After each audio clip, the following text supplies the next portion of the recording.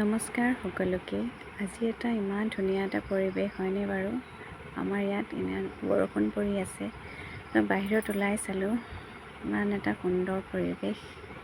এইকেইদিন গৰমৰ মাজত আজি বৰষুণটোৱে মানুহক খুব শান্তি দিছে। থাকি ইমান যে ভাল লাগিছে কি ক'ম আৰু।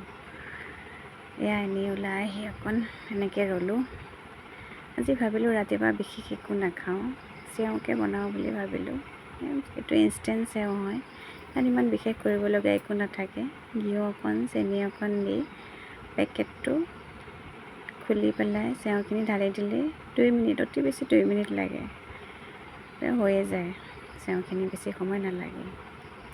এনেকৈ বনালোঁ, বনাই হৈয়ে গ'ল আৰু অকণ সময় থৈ দিলে হৈয়ে যায়। বাঢ়িও ল'লোঁ, বাঢ়ি লৈ খাওঁ আৰু। আজি ৰাতিপুৱাৰ ভাগটো এনেকৈ পাৰ কৰিলোঁ। আজিলৈ আহিছোঁ ইমানেই। Bye bye.